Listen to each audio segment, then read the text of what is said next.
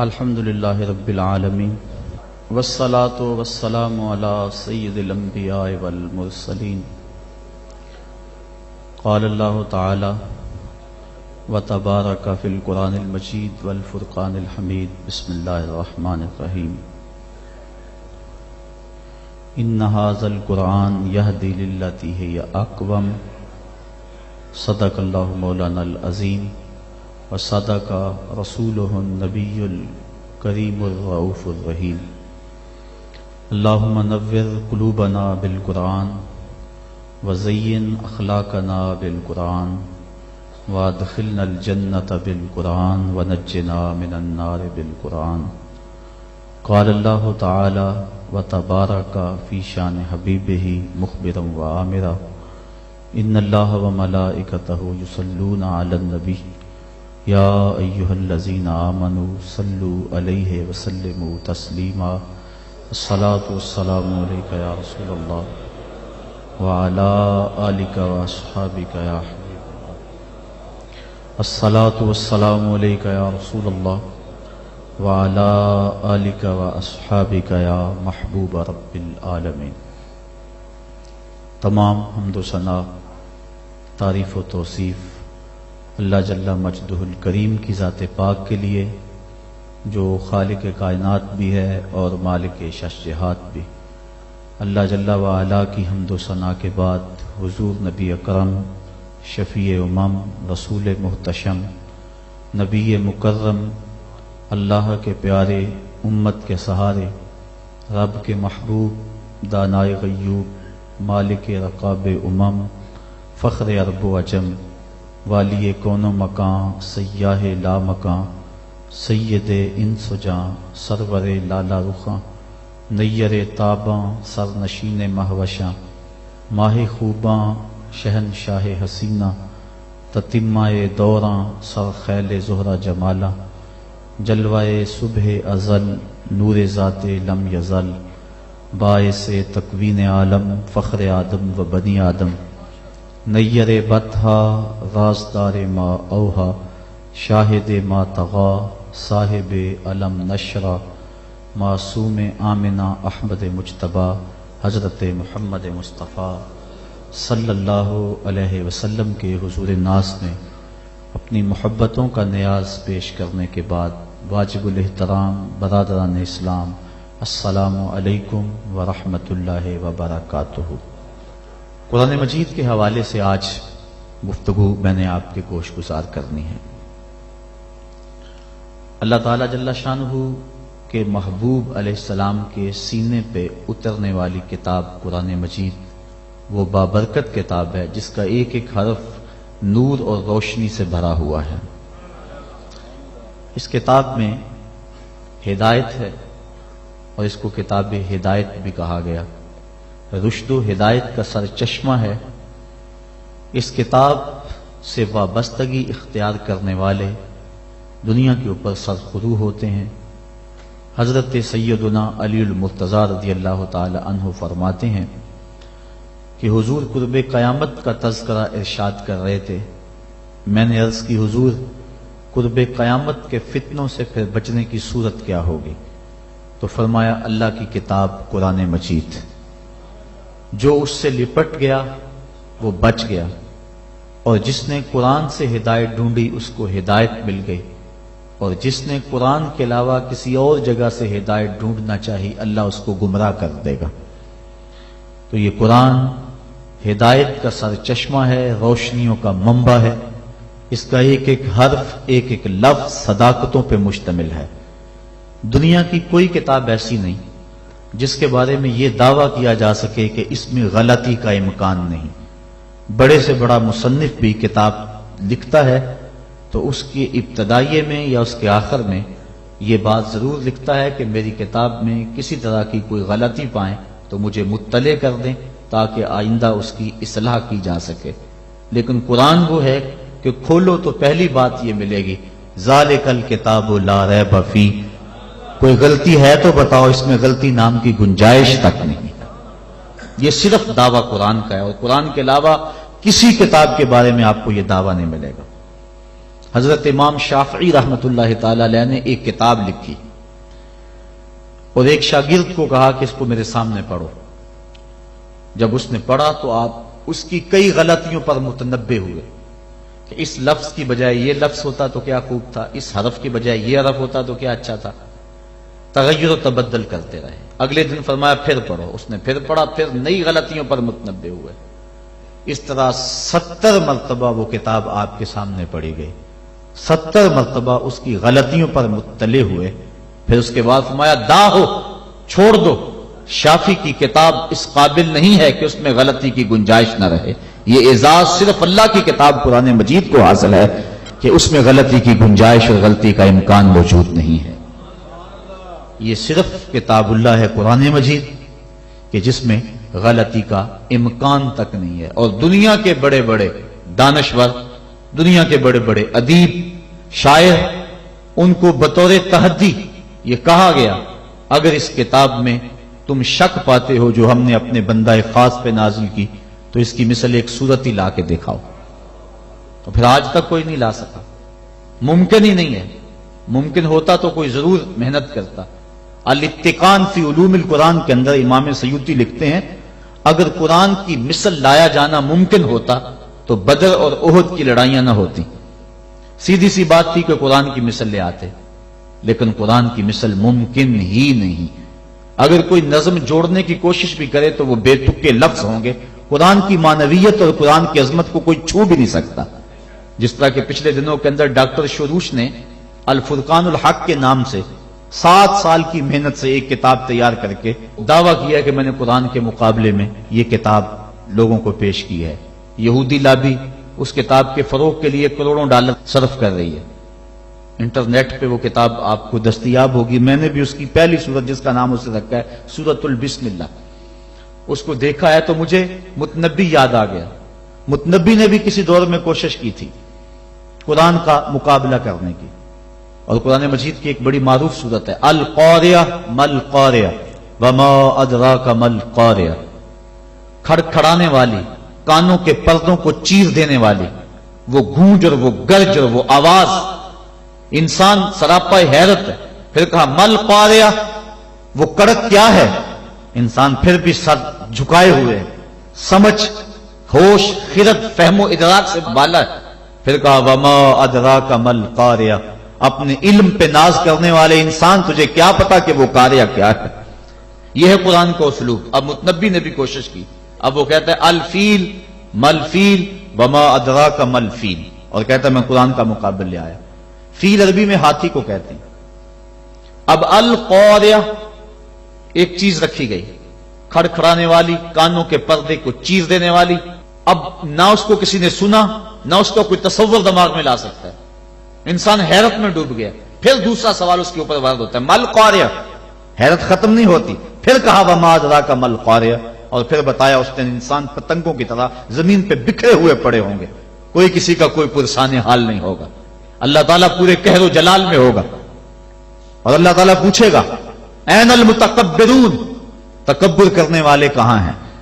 تو اس وقت کوئی سر نہیں اٹھا سکے گا. پھر اللہ فرمائے گا این الملوک، بادشاہ کہاں ہیں؟ تو کوئی سر نہیں اٹھائے گا. پھر کہے گا انا المالک، میں بادشاہ ہوں، تکبر مجھے زیبا ہے. تو وہ اس دن کا نقشہ کھینچا گیا ہے. تو القاریہ مل قاریہ وما ادراک مل قاریہ، یہ سوال در سوال ہوتا چلا جا رہا ہے. اب ذرا متنبی کی بے تکی بات دیکھیے. الفیل، فیل عربی میں ہاتھی کو کہتے ہیں. جب کہہ دیا الفیل بات ختم ہوگی. پھر کہتا ہے مل فیل، ہاتھی کیا ہے؟ فیل کہنے سے بات سمجھ میں آ گئی کہ ہاتھی ہے. پھر کہتا ہے مل فیل، سوال بنتا ہی نہیں. لیکن پھر اس کے بعد کہتا ہے وما ادراک مل فیل، تم کیا جانو کہ ہاتھی کیا ہے؟ بچہ جانتا ہے کہ ہاتھی کیا ہے. لفظ تو جوڑنے بیٹھ گیا لیکن معنویت کہاں سے لائے؟ تو کہا قرآن کی مثل تم لانے کی استطاعت ہی نہیں رکھتے ہو. تیرے سامنے یوں دبے لچے فصحا عرب کے بڑے بڑے، کوئی جانے کے منہ میں زبان نہیں، نہیں نہیں جسم میں جان نہیں. 7 مہینے تک کعبے کی دیوار سے سورہ کوثر لٹکی رہی تھی اور عرب کے بڑے بڑے شاعر اور ادیب اور قصیدہ نگار قرآن کی مثل لانے سے قاصر رہے. اور پھر ایک نے آگے اپنی طرف سے یہ جملے لکھا تھا انا اعطینک الکوثر فصل لربک وانحر. ان شانئک ھو الابتر، اس نے آگے لکھا ما ھذا کلام البشر، یہ کسی بشر کا کلام نہیں ورنہ اس کا مقابلہ ہم ضرور لاتے۔ دور دراز سے ایک شاعر آیا، اس نے دیکھا، اشش کر اٹھا، لیکن جب اس چوتھے جملے پہ آیا تو حیران ہو گیا۔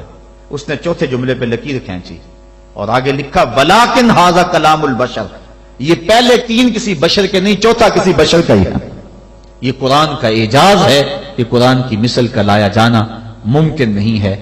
قرآن کی اخبار و اخبار غیبیہ، قرآن نے جو کہا اس کی صداقتیں حرف بحرف ثابت ہو رہی، بلکہ اس دور میں اللہ تعالیٰ نے قرآن مجید میں ارشاد فرمایا تحویل قبلہ کے متعلق، سیقول السفہاء من الناس ما ولاہم عن قبلتہم التی کانوا علیہا، ان قریب بے وقوف کہیں گے کہ تمہیں قبلے سے کس نے پھیر دیا۔ یہ قرآن نے خبر دی اور یہ اعتراض یہودیوں نے اٹھانا تھا۔ اب قرآن نے کہا ان قریب بے وقوف کہیں گے کہ تمہیں قبلے سے کس نے پھیر دیا، پہلے بیت المقدس کی طرف منہ کر کے نماز پڑھتے تھے، اب کعبۃ اللہ کی طرف منہ کر کے نماز پڑھتے ہو، تو کس نے پھیرا، کیوں تم مجھ سے پھر گئے، یہ اعتراض کریں گے۔ یہ اللہ تعالیٰ نے قرآن مجید میں بیان فرمایا۔ اب انہوں نے ابھی اعتراض کیا نہیں، ابھی اعتراض کریں گے، قرآن نے پہلے بیان کر دیا۔ اور یہودی اسلام کی مخالفت میں ایڑی چوٹی کا زور لگاتے تھے اور کوشش کرتے تھے کوئی موقع خالی نہ جائے، اب یہ ان کے لیے موقع تھا۔ قرآن نے کہا تھا ان قریب کہیں گے بے وقوف کہ تمہیں قبلے سے کس نے پھیرا، تو یہ کس نے کہنا تھا، یہودیوں نے کہنا تھا، یہودی کہتے ہی نہ، ان کے دل میں اعتراض آتا بھی تو زبان پہ نہ لاتے، اور پھر کہتے لوگ قرآن نے تو کہا تھا کہ لوگ کہیں گے، ہم نہیں کہہ رہے، لہذا قرآن کی بات غلط ہو گئی۔ ایسا ہو سکتا تھا، اور پھر یہ نہیں کہ اس کا جواب یہ دے دیا جاتا تم نہیں کہو گے تو کل آنے والی صدیوں میں لوگ کہیں گے۔ لفظ ہیں سیقول السفہاء، سین اور صوفہ یہ مستقبل قریب کے لیے آتے ہیں، یہ نہیں ہے کہ دور جا کے کہیں گے، ان قریب کہیں گے، سیقولو ان قریب کہیں گے، تو وہ اگر نہ کہتے رک جاتے اور پھر کہتے یہ دیکھو قرآن نے کہا کہ ان قریب کہیں گے، اب کون کہہ رہا ہے، کہنا تو انہوں نے نہیں تھا، تو اپنی زبان کو روک لیتے، لیکن روک نہیں سکے۔ یہ قرآن کی صداقت ہے، جو انہوں نے کہنا تھا قرآن نے پہلے ہی بیان کر دیا۔ اور ایک آج بھی بات ہے، اللہ تعالیٰ نے یہودیوں کے بارے میں قرآن میں بیان فرمایا کہ یہ بڑی باتیں کرتے ہیں، لیکن قرآن کہتا ہے کہ یہ موت کی آرزو نہیں کر سکتے، وَلَن يَتَمَنَّوْهُ أَبَدًا، آج ہی نہیں، کل ہی نہیں، کبھی بھی قیامت تک یہ موت کی آرزو نہیں کر سکتے۔ آج اسلام کو جھٹلانے کے لیے کتنی کوششیں ہو رہی ہیں، اور اسلام کی تکذیب کرنے کے لیے اور مسلمانوں کو مٹانے کے لیے کیا کچھ ہو رہا ہے۔ قرآن مجید کی آیت ان کو بھی نظر آتی ہے تو وہ تمنا کر لیں کسی فورم پہ آ کے کہ قرآن تو کہتا ہے یہودی موت کی آرزو نہیں کر سکتے، ہمیں موت کی تمنا ہے، ہم مرنا چاہتے ہیں، ہمارے دل میں امنگ ہے مرنے کی۔ وہ کسی فورم پہ آ کے یہ بات کہیں اور کہیں کہ دیکھو قرآن نے تو کہا تھا کہ تم کبھی آرزو نہیں کر سکتے، ہم تو آرزو کر رہے ہیں، لیکن نہ انہیں کل اس بات کی توفیق ہوئی تھی جو قرآن نے سیقول السفہاء کے اندر کہا، اور نہ قیامت کے اندر اس بات کی توفیق ہو سکتی ہے۔ یہ قرآن کی صداقت ہے، قرآن کی صداقتوں کا منہ بولتا ہوا ثبوت ہے کہ قیامت تک قرآن کی صداقتوں کا سورج چمکتا رہے گا، اور اس سورج کو کوئی بھی گدلا نہیں سکتا، دھندلا نہیں سکتا، اس کی روشنی کو کوئی مات نہیں کر سکتا۔ یہ اللہ کی وہ سچی کتاب ہے، اللہ کی وہ پاکیزہ اور مطہر کتاب ہے جو حجت بھی ہے اور ضابطۂ اخلاق بھی ہے اور ضابطۂ حیات بھی ہے۔ دنیا کے اوپر جتنی بھی کتابیں نازل ہوئی ہیں وہ ضابطے تو ہیں لیکن حجت نہیں ہے، لیکن ہمارے نبی ہمارے آقا و مولا صلی اللہ علیہ وسلم کے اوپر جو کتاب نازل ہوئی ہے یہ حجت بھی ہے، دلیل بھی ہے۔ حضور کا سب سے بڑا معجزہ جو حضور کو عطا کیا گیا وہ قرآن مجید ہے۔ ایک ضابطہ ذہن میں رکھ لیں پھر بات آگے چلے۔ ہر نبی کو جو معجزہ عطا کیا جاتا رہا ہے، عادت باری تعالیٰ اس طرح رہی ہے کہ اس دور کے مطابق عطا کیا جاتا رہا ہے۔ مثال کے طور پہ حضرت داؤد علیہ السلام کے دور میں لوہے کی صنعت عروج پہ تھی، لوگ لوہے کا کام کرتے تھے، زرہیں بناتے تھے، لوہے کو گرم کر کے نرم کر کے ڈال کے کوئی شکل دیتے۔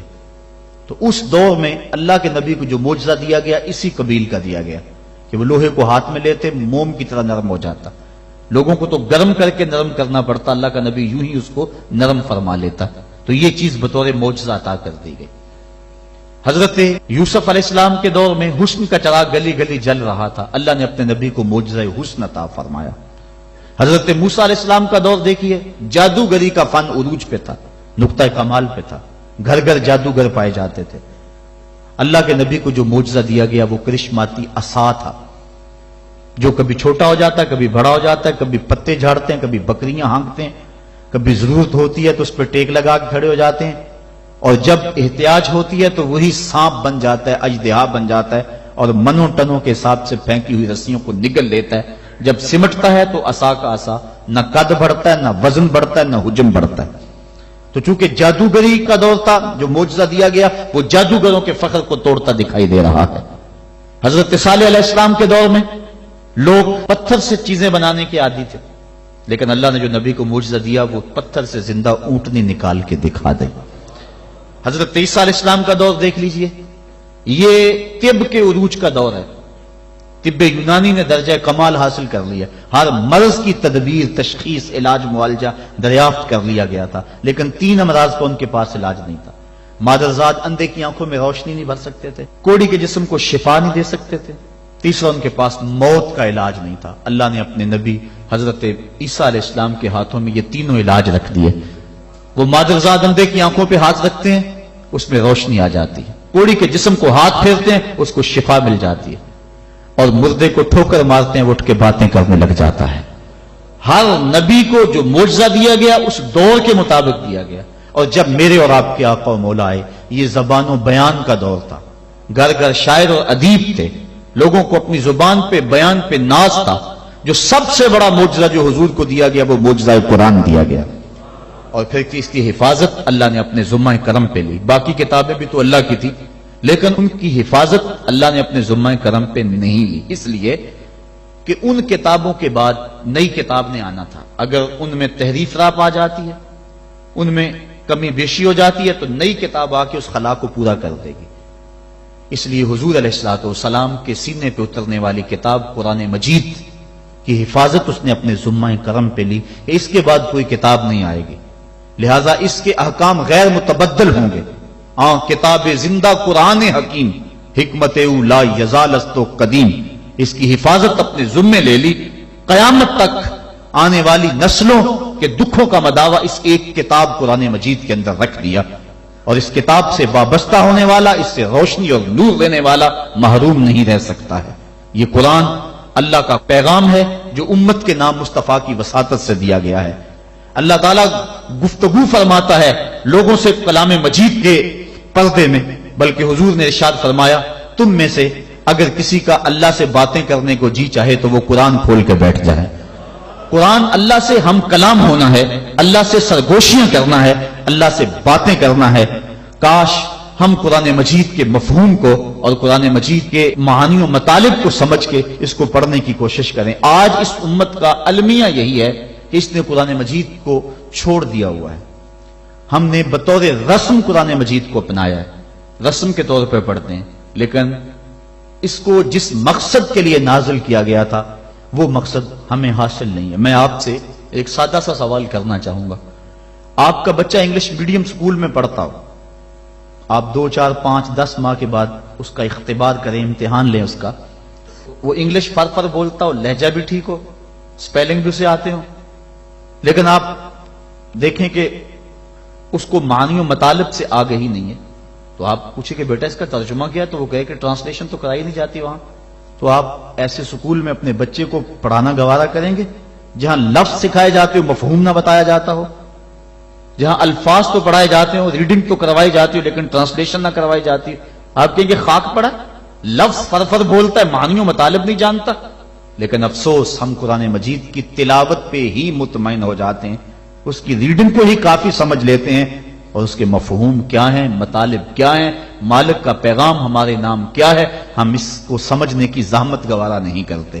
اور بسا اوقات ہوتا ہے کہ قاری قرآن تلاوت کر رہا ہے اور سننے والے جھوم رہے ہیں، سبحان اللہ پکار رہے ہیں، اور وہ ان آیات پر مشتمل تلاوت کر رہا ہے جن میں عذابوں کا تذکرہ موجود ہے۔ استغفر اللہ کہنے کا موقع تھا، لیکن ہمیں پتہ ہی نہیں ہے کہ کہا کیا جا رہا۔ ہمارے نام جو اللہ کا پیغام ہے ہم نے اس کو سمجھنے کی کوشش نہیں کی۔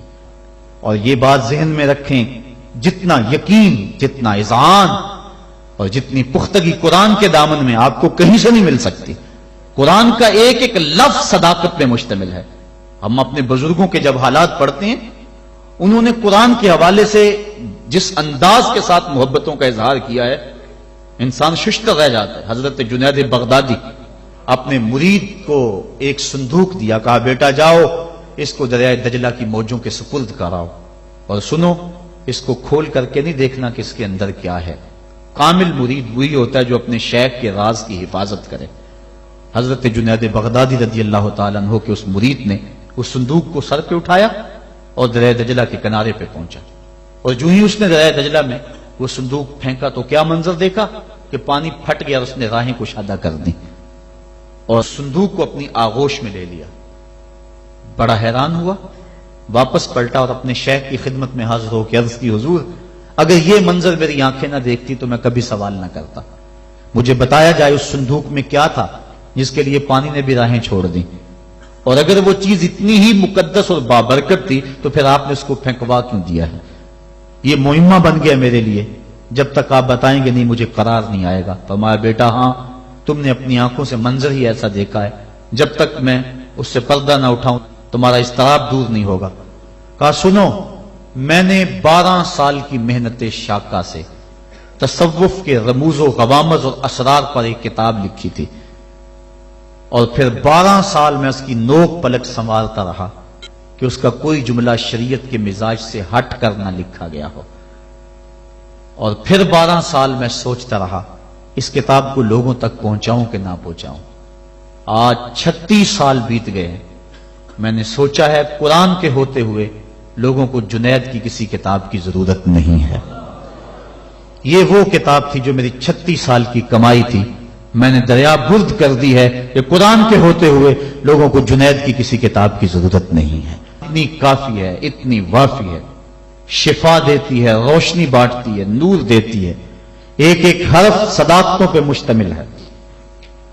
اس کے ہوتے ہوئے اللہ اکبر، قرآن بھی کہہ رہا ہے فَبِأَيِّ حَدِيثٍ بَعْدَهُ يُؤْمِنُونَ، قرآن کے بعد اب کس کا انتظار کر رہے ہو؟ اور آقا کریم صلی اللہ علیہ وآلہ وسلم نے بھی ارشاد فرمایا انی تارکن فیکم الثقلین کتاب اللہ حبل ممدود من السماء الی الارض وسنت نبیہ، میں تمہارے اندر 2 چیزیں چھوڑے جا رہا ہوں، مضبوطی سے تھام لو کبھی گمراہ نہیں ہوگے، ایک اللہ کی کتاب اور ایک نبی کی سنت۔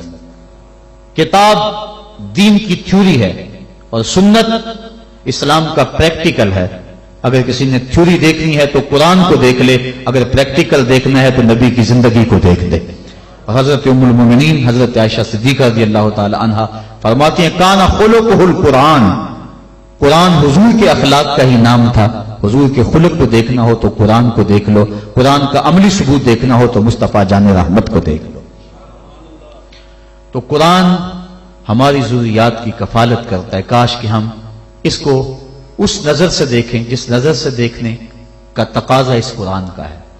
ہم نے اس کو طاقوں میں سجا لیا، اس کے اوپر ریشمی غلاف چڑھا لیے، اس کو خوشبو لگا لی، اس کے اندر مور کے پر رکھ لیے، اور اس کو ہم نے اونچی جگہ پر رکھا، ہم نے اس کے نام کی قسمیں بھی کھائیں، لیکن قرآن مجید کے نزول کا جو بنیادی مقصد ہے وہ ہم حاصل نہ کر پائے۔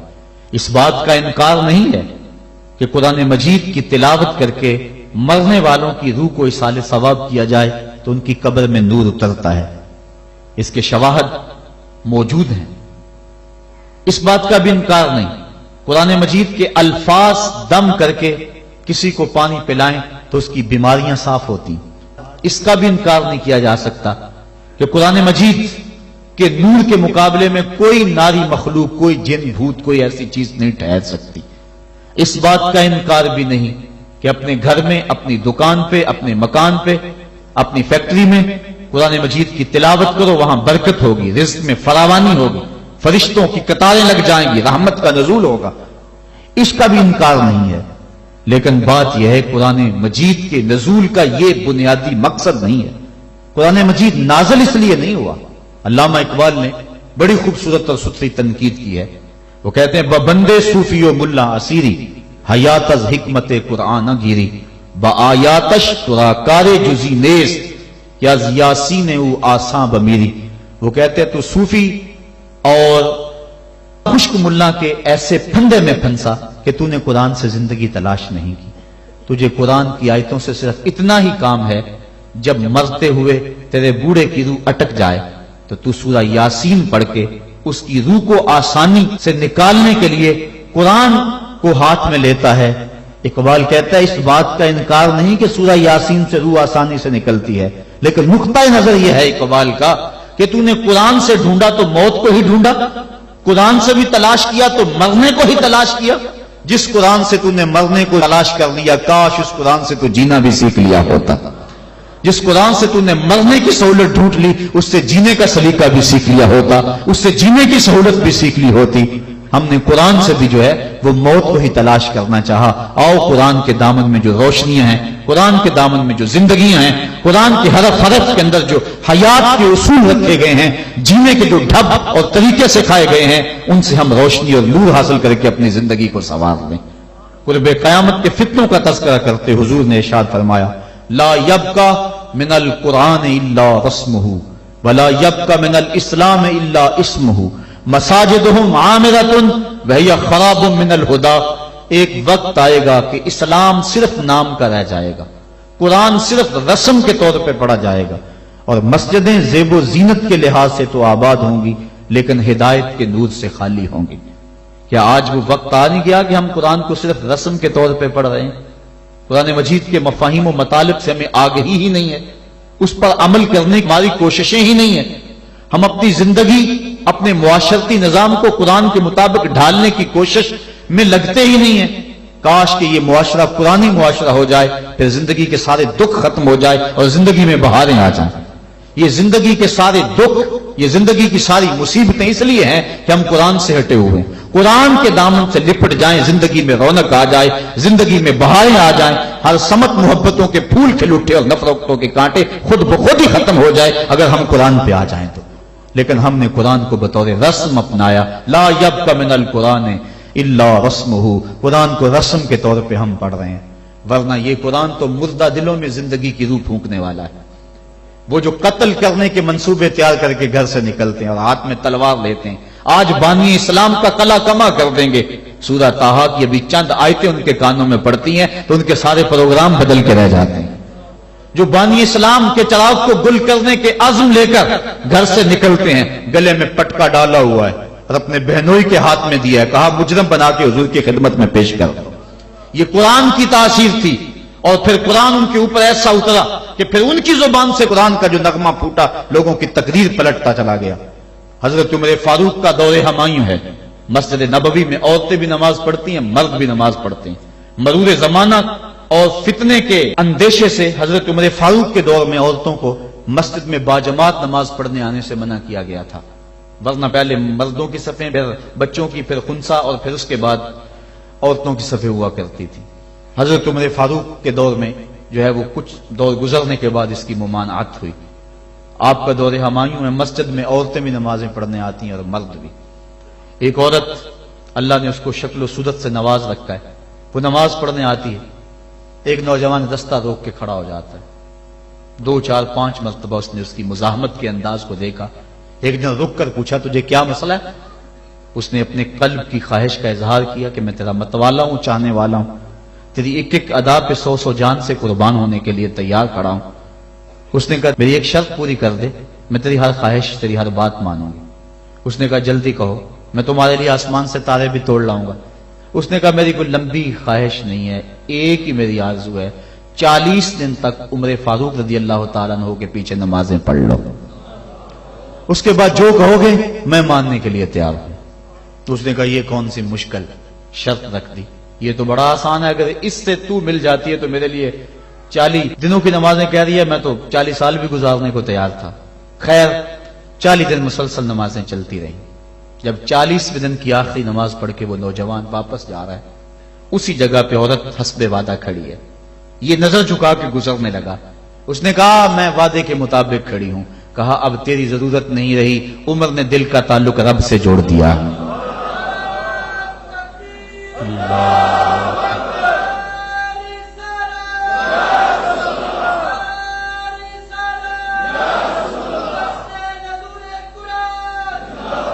اگر ہم 40 سال ہمارے پیچھے لوگ نمازیں پڑھتے رہیں اور ان میں تبدیلی نہ آئے تو پھر ہمیں سوچنا چاہیے نا، مجھے سوچنا چاہیے کہ 40 سال ہو گئے ایک بندہ میرے پیچھے نماز پڑھا رہا، اس میں تبدیلی نہیں آ رہی، 40 دن نماز پڑھی، قرآن دل سے نکلا اور زبان کے ذریعے سے دل میں پیوست ہو گیا، دل کی دنیا بدل گئی۔ کاش کہ وہ لوگ دوبارہ منصہ شہود پہ آ جائیں اور وہ لوگ دوبارہ مسلوں کی زینت بن جائیں، جن کے لبوں سے قرآن جب نکلتا ہے تو فرشتے بھی آفرین آفرین کرتے ہیں، اور قرآن دلوں پہ اثر کرتا ہے اور دلوں کے زنگ اترتے ہیں اور روحوں کو قرار ملتا ہے۔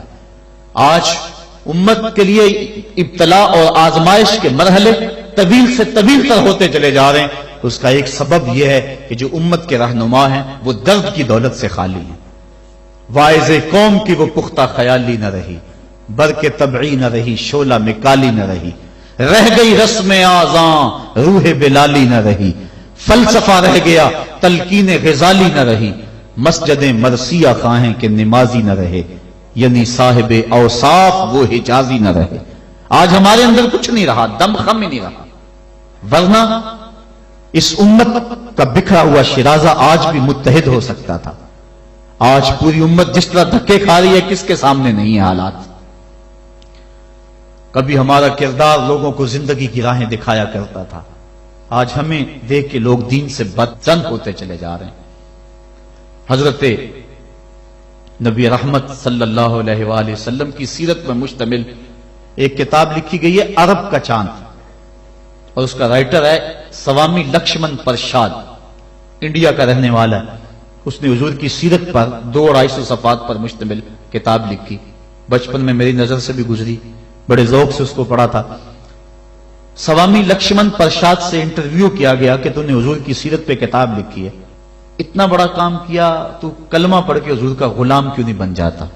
جس انداز سے تو نے محبت کے موتی بکھیرے ہیں اور الفتوں کے پھول اس کتاب میں تو نے اگائے ہیں، تو کیوں نہیں کلمہ پڑھ کے حضور کا غلام بن جاتا؟ تو لالو کا جواب سنیے، ہماری آنکھیں کھول دینے کے لیے کافی ہے، اور اتنا زناٹے دار تماچا ہے، اگر ہم محسوس کریں تو صدیوں اس کی کسک نہ جائے، اگر نہ محسوس کریں تو وہ ایک گاڑی کے پیچھے لکھا تھا، عقل نہ ہو تو موجیں ہی موجاں، لیکن اگر سمجھنے کی بات ہو تو اتنی بڑی تنبیہ ہے کہ پاؤں کے نیچے سے زمین نکل جاتی ہے، اور ہمیں اپنے وجود سے شرم آتی ہے، ہمارے جسم کا ایک ایک رواں پسینے سے شرابور ہو جاتا ہے۔ سوامی لکشمن پرشاد نے جواب دیا، کہا جب میں حضور کی سیرت لکھنے بیٹھا، بڑی بڑی امہات کتب سیر کو پڑھا، اور اس کے نتیجے میں نے یہ کتاب تیار کی ہے۔ حضور کی سیرت کے روشن گوشے اور حضور کی زندگی کے درخشاں باب جب میں نے دیکھے تو یہ جذبہ میرے دل میں انگڑائیاں لینے لگا کہ میں دیر کیوں کرتا ہوں، حضور کا غلام کیوں نہیں بن جاتا۔ لیکن جب میں مسلمانوں کے کردار کو دیکھتا ہوں تو میں کہتا ہوں میں ہندو ہی ٹھیک ہوں۔ ہمارا کردار لوگوں کے ایمان کے راستے میں رکاوٹ بنا ہوا ہے۔ جب امریکہ کے خلاف نعرے لگ رہے تھے، ان نعرے لگانے والوں میں میں بھی شامل تھا، لیکن ایک بات میں نے کہی تھی، میں نے کہا آج ہم دنیا کی اس طاقت کے ساتھ ٹکر دینے کی بات تو کرتے ہیں، لیکن ہم نے کبھی اپنے کردار کو جھانک کر کے بھی دیکھا؟ جس بستی، جس شہر اور جس ملک کی حالت یہ ہے کہ واٹر کولر کے اوپر لگے ہوئے جو گلاس ہیں وہ بھی زنجیروں سے باندھے ہوئے ہوں، وہ قوم امریکہ جیسی قوم سے ٹکر نہیں کر سکتی ہے۔ مسجدوں کی لیٹرینوں کے گندے لوٹے بھی سنگلیوں سے باندھنے پڑے۔ جس قوم کا یہ کردار ہے، کیا وہ قوم پنپ سکتی ہے، جہان میں نشو و نما پا سکتی ہے؟ ہم تو اس قدر گراوٹ کا شکار ہیں، ہم اس قدر گرے ہوئے ہیں کہ ہماری لیٹرینوں کے گندے لوٹے وہ بھی باندھ کے رکھنے پڑتے ہیں، ورنہ ہم اتنے چور ہیں کہ وہ بھی اٹھا کے لے جائیں۔ تو جس قوم کا یہ حال ہو، وہ قوم کیا دنیا کی طاقتور قوموں کی آنکھوں میں آنکھیں ڈال کے بات کر سکتی ہے؟ آج ہمارا المیہ یہی ہے، ہمارے پاس سب کچھ ہے، لیکن ہمارے پاس وہ ایمان کی حرارت نہیں رہی، وہ دیانت نہیں رہی، وہ روشنی اور وہ نور نہیں رہا، وہ ہمارے پاس وہ اجالے نہیں رہے۔ قرآن نے ہمیں جو زندگی گزارنے کا ڈھب دیا ہے، ہمارے پاس وہ ڈھب نہیں رہا۔ ہماری زندہ لاشیں لوگوں کے ایمان کے رستے میں رکاوٹ بنی ہوئی ہیں، ورنہ ہم اپنے صدر اسلام میں دیکھتے ہیں اور بعد کی کہانیاں پڑھتے ہیں تو دنگ رہ جاتے ہیں۔ امام محمد کا جنازہ اٹھتا ہے تو ایک یہودی آگے بڑھ کے جنازے کی چارپائی کو کندھا دینے کی خواہش کرتے ہوئے آگے بڑھتا ہے، اور جو ہی کندھا امام محمد کے جنازے کی چارپائی پہ چھوتا ہے تو اس کے لبوں پہ کلمہ جاری ہو جاتا ہے۔ ہمارے بزرگوں کی لاشیں بھی دین دیا کرتی تھی، ان کی میتیں بھی لوگوں کو کلمہ دیا کرتی تھی، اور ہماری زندہ لاشیں لوگوں کو اسلام سے ہٹا رہی ہیں۔ میں نے اور آپ نے اپنے رویے کو دیکھنا ہے، اپنے عمل پہ غور کرنا ہے، علماء نے اپنے منصب کو دیکھنا ہے، جو صوفیاء اعظام ہیں، مشائخ ہیں، انہوں نے اپنے منصب کو دیکھنا ہے، اور جو عوام ہیں انہوں نے اپنے منصب کو دیکھنا ہے۔ تیرے صوفے ہیں فرنگی، تیرے کالی ہیں ایرانی، خون کے آنسو رلاتی ہے جوانوں کی تن آسانی، ہر کوئی مست مئے ذوق تن آسانی ہے۔ تم مسلمان ہو یہ انداز مسلمانی ہے، حیدری فقر ہے نئے دولت عثمانی ہے، تم کو اسلاف سے کیا نسبت روحانی ہے، وہ معزز تھے زمانے میں مسلمان ہو کر، تم خار ہوئے ہو تارک قرآن ہو کر۔ ہماری ذلت، ہماری پستی، ہماری زبوحالی کی وجہ یہ ہے کہ ہم نے قرآن سے ناطا توڑ لیا ہے۔ آئیے قرآن سے ٹوٹا ہوا ناطا دوبارہ جوڑیں اور صحیح معنوں میں مسلمان بن جائیں۔ جب صحیح معنوں میں مسلمان بن جائیں گے تو دنیا کی بڑی طاقتیں ہمارے سامنے خم ہو جائیں گی۔ ہم تو 313 ہو کے نہیں دبے تھے، اب تو دنیا کی ایک بہت بڑی قوت ہے اہل ایمان۔ تو آئیے ہم قرآن مجید سے اپنے رابطے کو مضبوط تر کریں اور قرآن مجید کی جو تعلیمات ہیں ان تعلیمات کو اپنے معاشرے میں نافذ کرنے کی کوشش کریں۔ دیکھیے ہمارا معاشرہ اس وقت جس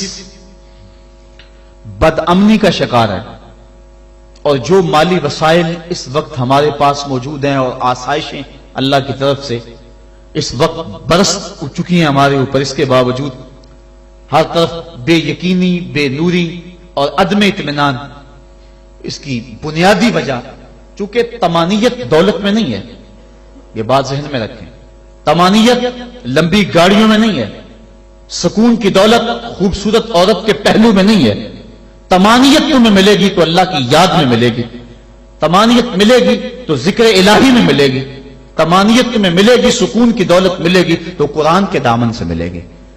آج اتنا کچھ ہونے کے باوجود بھی رسوائیاں ہمارا مقدر ہیں، ذلت ہمارا مقدر ہے، اور آج ہمارا وجود امت مسلمہ کے لیے ایک داغ کی حیثیت رکھتا ہے۔ یہ ایک ایسا دکھڑا ہے کہ میں کس انداز سے اس بات کو آپ کے سامنے رکھوں، یہ اندر کی کیفیت ہے۔ اللہ تعالیٰ اس امت کو کھویا ہوا وقار عطا کر دے اور ہم اس جگہ پہ آ جائیں جس جگہ سے ہٹ کے ہم چلے گئے ہیں۔ قرآن فہمی کا نور اگر ہمارے دل میں اترنے لگ جائے تو ہماری زندگی خود بخود سہل ہو جاتی ہے۔ میں کل دیکھ رہا تھا قرآن مجید نے زندگی گزارنے کے 2 ضابطے بیان کر دیے، وَتَوَاصَوْا بِالصَّبْرِ وَتَوَاصَوْا بِالْمَرْحَمَةِ، یعنی صبر اور مرحمت، یہ 2 چیزیں ہیں جو معاشرے کو سکون اور طمانینت دیتی ہیں۔ یعنی معاشرے میں 2 طرح کے طبقے ہیں، ایک وہ طبقہ جو پریشانی، دکھ، اذیت، پسماندگی، بیماری، دکھ اور غم میں ہے، اور ایک وہ طبقہ جو خوشحالی، دولت مندی اور صحت، عافیت اور فراوانی میں ہے۔ اب دونوں کی ذمہ داریاں قرآن نے بیان کر دی۔ اگر ہم اس پہ آ جائیں اور قرآن کی اس تعلیم کو سامنے رکھ کے اپنے معاشرے کی راہیں درست کرنا شروع کر دیں تو ہمارا معاشرہ جنت بن جائے۔ جو بیمار ہے، پریشان حال ہے، دکھی ہے، اس کو قرآن تاکید کرتا ہے تو صبر کر، اور جو خوشحال ہیں، دولت مند ہیں، صحت عافیت سے مالا مال ہیں، ان کو قرآن تاکید کرتا ہے تم رحم کھاؤ۔ اور اگر مصیبت زدہ صبر کی کوشش شروع کر دے، اور جس کے پاس دولتوں کی، عافیتوں کی، صحت کی فراوانی ہے، وہ دوسروں کے دکھ بانٹنا شروع کر دے، تو آپ بتائیں کہ معاشرے کے اندر کتنا حسن پیدا ہو جائے۔ لیکن ہم نے کبھی اس نظر سے دیکھا ہی نہیں۔ عید الفطر کے موقع پہ پچھلے سال اس پر مفصل گفتگو کی تھی، جو احباب وہاں موجود تھے انہیں یاد ہوگا کہ ہماری عید کیا ہوتی ہے۔ ایک طرف تو خوشیوں کے گہوارے ہیں اور دوسری طرف غم کے اندھیرے ہوتے ہیں، اور ہم عید منا رہے ہوتے ہیں۔ ہماری عید جو ہے وہ غریبوں کو، پسماندہ لوگوں کو، پریشان، دکھی اور بیماروں کو، ان کو اپنی خوشیوں میں شامل کرنے کا نام حقیقی عید یہ ہے۔ اپنی خوشیوں کو خرید لینا اور اپنی خوشیوں کا متوالا ہو جانا، یہ ایک مومن کا مزاج نہیں ہے۔ وہ دوسروں کو ساتھ لے کے چلتا ہے۔ عید کے دن کلیجہ پھٹتا ہے جب ایک طرف امیر کا بگڑا ہوا بچہ گولڈن سیب کا ایک کونا کاٹ کے دوسرا کتے کے آگے ڈال رہا ہوتا ہے، اور دوسری طرف بیوہ کا غریب بچہ چھابڑی لگا کے آلو چھولے بیچ رہا ہوتا ہے۔ بچوں کے جذبات تو ایک جیسے ہوتے ہیں، وہ ایک طرح سے سوچتے ہیں۔ ہر بچہ بچپن میں بادشاہ ہوتا ہے۔ اگر امیر کا بچہ کھیلنے کو چاند مانگتا ہے تو یہ آرزو غریب کے بچے کی بھی ہوتی ہے یہ عید کے دن بھی تفریق ہم نہیں مٹا سکتے. میں نے کرن نامی اس عورت کی مثال دی تھی کہ جس نے اپنے مزدور باپ سے کانچ کی چوڑیاں مانگی اور وہ کانچ کی چوڑیاں بھی فراہم نہ کر سکا تو اس نے خودکشی کر لی. بچی کی عمر 7 سال تھی. کیا وہ معاشرے کے کندھوں کے اوپر بوجھ نہیں ہے؟ اگر ہمسایہ بھوکا سو جائے تو نماز قبول نہیں ہوتی. اور آقا کریم نے تو یہاں تک فرمایا اپنے گوشت کی خوشبو سے ہمسائے کو تکلیف نہ دو. یا تو تھوڑا سا پانی زیادہ ڈال لو اور شوربے ایک پیالی ہمسایوں کے گھر بھی بھیج دو. اور اگر ایسا نہیں کر سکتے تو ایسے وقت میں وہ گوشت پکاؤ کہ ہمسائے کے بچے اگر مچل پڑے اور انہوں نے ضد کر لی اور غریب باپ ان کی ضد کو پورا نہ کر سکا تو ان کے دکھوں کا مداوع کس کے پاس ہے؟ یہ شریعت کا مزاج ہے. عید کے دن، عید کی رات جو موانست کی رات ہے، جو محبتوں کی رات ہے، دکھ لوگوں کے بانٹنے کی رات ہے، وہاں بے چراغ گھروں کا رخ کرو. اور جن کے گھروں کے اندر سکون اور طمانینت نام کی کوئی چیز نہیں ہے، جن کے گھر کے اندر خوشی نام کی کسی چیز کا بسیرا نہیں ہے، عید کے دن وہ دکھی گھر ڈھونڈو اور محبتیں جا کے ان گھروں میں تقسیم کرو. اور عید کی خوشیوں میں اگر ان کو شامل کر لیتے ہو تو یہ قرآن کا مزاج ہے. وَتَوَاصَوْا بِالصَّبْرِ وَتَوَاصَوْا بِالْمَرْحَمَةِ. ایک طبقہ جو ہے وہ بھی واویلا نہ کرے، دکھ آ جائے تو دکھ کو برداشت کرے. اللہ دکھ پر صبر کرنے پر بھی اجر رکھا ہوا ہے. ایک خاتون حضور کی خدمت میں حاضر ہوئی، حضور مرگی کے دورے پڑتے ہیں تو میرے لیے دعا کرو کہ میں جب گرتی ہوں تو میرا سطر بھی کھل جاتا ہے. تو آقا کریم نے فرمایا اگر تو کہے تو میں دعا کر دوں اور اگر تو صبر کر تو تجھے اللہ جنت عطا فرمائے گا. اس نے عرض کی حضور مجھے جنت والا سودا قبول ہے، مجھے یہ مرگی کے دورے پڑتے رہیں لیکن صبر کروں گی جنت مجھے مل جائے.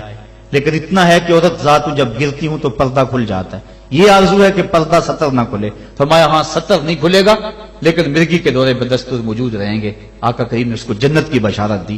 یہ تھے وہ لوگ جن کا اللہ پہ یقین تھا. جنت کے وعدے پہ اطمینان ہے اور جنت کے وعدے پر اپنی بیماری کو قبول کر رہے ہیں. ہم تھوڑا سا دکھ جھیلتے ہیں تو واویلا مچا دیتے ہیں. قرآن نے دونوں کو جو ہے وہ آئینہ دکھایا اور رستہ بتلایا کہ جو محروم طبقے ہیں، غریب طبقے ہیں، دکھی طبقے ہیں، وہ صبر کا دامن نہ چھوڑیں، وہ اپنی غربت کو تماشا نہ بنائیں. اور دوسری طرف جن کو دولت کی فراوانی دی گئی ہے، جن کو صحت و عافیت دی گئی ہے، وہ اپنی عافیت قدوں میں بیٹھ کے عید کی خوشیاں نہ منائیں بلکہ وہ ان لوگوں تک پہنچے جو دکھی ہیں، جن کے گھروں کے چراغ بجھے ہوئے ہیں، جن کے گھر کے اندر روشنی نام کی چیز کوئی نہیں، جس کے گھر کے اندر سے ضیائیں اور خوشیاں روٹھ گئی ہیں. وہ ان کی خوشیاں ان کے گھر کی دہلیز تک پہنچانے کی کوشش کریں. عرش کا رب بڑا مہربان ہوگا، ان کے اوپر اپنی چھم چھم رحمتوں کا نزول فرمائے گا. آئیے ہم عید کے روز اس عزم کا اعادہ کر کے دکھی اور مصیبت زدہ اپنے غریب رشتہ داروں کو اور اپنے معاشرے میں، اپنی گلی اور اپنے محلے میں جو دکھی لوگ ہیں ان کی اعانت کے لیے میدان میں نکلیں. یقیناً یہ بہت بڑی نیکی ہے. میں حضرت سید عائشہ صدیقہ رضی اللہ تعالی عنہا کے حوالے سے وہ روایت عرض کیا کرتا ہوں. ایک دن محبوب خدا کا دریا رحمت جوش میں آ گیا. فرمایا عائشہ جو مانگنا ہے مانگ لو. عرض کی حضور اگر اجازت ہو تو میں اپنے باپ سے مشورہ کر لوں. کہا جاؤ کر لو. سیدنا صدیق اکبر کی خدمت میں حاضر ہوئی اور کہا حضور کا دریا رحمت جوش میں. اور آقا فرمایا عائشہ جو مانگنا ہے مانگ لو، مجھے بتایا جائے میں حضور سے کیا مانگوں، آپ انتخاب فرمائیں. تو حضرت ابو بکر صدیق رضی اللہ تعالیٰ عنہ نے فرمایا کہ حضور سے کہنا کہ معراج کی رات قربت خاص میں اللہ نے آپ سے جو خاص باتیں کی تھی ان میں سے ایک بات بتا دیں. یہ میری ڈیمانڈ ہے، یہی میری چاہت ہے، آج یہ میں آپ سے طلب کرنا چاہتی ہوں. حضرت ام المؤمنین حاضر ہوئی. اللہ اکبر. حضور نے پوچھا عائشہ مانگو جو مانگنا ہے. عرض کی حضور معراج کی رات جب قربت خاص میں آپ پہنچے تھے اور آپ کے مالک نے آپ سے راز و نیاز کی کچھ باتیں کی تھی، میری آرزو ہے ان راز کی باتوں میں سے ایک بات مجھ کو بتا دیں. حضور مسکرانے لگے اس بات پہ کہ ابو بکر صدیق کا انتخاب کیسا ہے، اور پھر اگر وہ راز کی بات بتا دوں پھر راز تو نہ رہا، لیکن چونکہ وعدہ کیا ہوا تھا. فرمایا عائشہ سنو، جب میں قرب خاص میں پہنچا تو میرے مالک نے مجھ سے جو خاص باتیں فرمائیں ان میں سے ایک بات یہ تھی، اے میرے محبوب اگر تیری امت میں سے کوئی شخص کسی ٹوٹے ہوئے دل کو جوڑ دے گا تو میرے اوپر لازم ہے کہ بغیر حساب کے جنت عطا فرما دو. تو حضرت عائشہ صدیقہ رضی اللہ تعالیٰ عنہ بہت خوش ہوئی. حضرت صدیق اکبر نے بتایا ہوا تھا کہ جو حضور کہیں وہ مجھے ضرور بتانا ہے. حاضر ہوئی اور آ کے کہا آپ رونے لگے. کہا بات رونے والی تو نہیں ہے، بات تو خوش ہونے والی ہے. بسا اوقات کسی کا دل ہم جوڑ دیتے ہیں، کوئی کسی کو قرضہ دے دیا، دکھی کے کام آگے کسی بھوکے کو کھانا کھلا دیا، یہ تو کام بن گیا، جنت کے راستے آسان ہوئے۔ کہا میں اس کو دوسرے پہلو سے دیکھ رہا ہوں، تصویر کا دوسرا رخ دیکھ رہا ہوں، میں اس کو ذرا معکوس دیکھ رہا ہوں۔ اگر کوئی کسی کا ٹوٹا ہوا دل جوڑ دے تو بغیر حساب کے اللہ کے اوپر واجب ہے کہ وہ جنت میں بھیجے گا، تو اگر کوئی کسی کا دل توڑ بیٹھے تو ہم دیکھیں کہ ہم اپنے عمل سے، اپنے رویے سے کسی کا دل تو نہیں توڑتے۔ ہم عید کی نمائش اس انداز سے تو نہیں کرتے کہ غریب کو اس کا دکھ زیادہ لگنے لگ جاتا ہے۔ وہ کسی مفکر نے کہا تھا نا کہ آپ اپنی آسائش نہ چھوڑیں، نماز چھوڑ دیں تو غریبوں کے دکھ ختم ہو جائیں، لیکن ہم نے کبھی اس نقطہ نظر سے نہیں سوچا۔ آئیے ہم معاشرے کی اس اونچ نیچ کو ختم کرنے کے لیے عملی طور پہ کوشش کریں۔ یہ ایک اہم پیغام تھا، میں آپ تک پہنچانا چاہتا تھا۔ اس پیغام کو لے لیں، پلے باندھ لیں اور اس کو گلی گلی پہنچانے کی کوشش کریں اور معاشرے کے دکھ بانٹیں، یہی بہت بڑی نیکی ہے۔ اللہ مجھے آپ کو توفیق عمل عطا فرمائے کہ ہم اللہ کے بتائے ہوئے دین کے مطابق اور قرآن کے بتائے ہوئے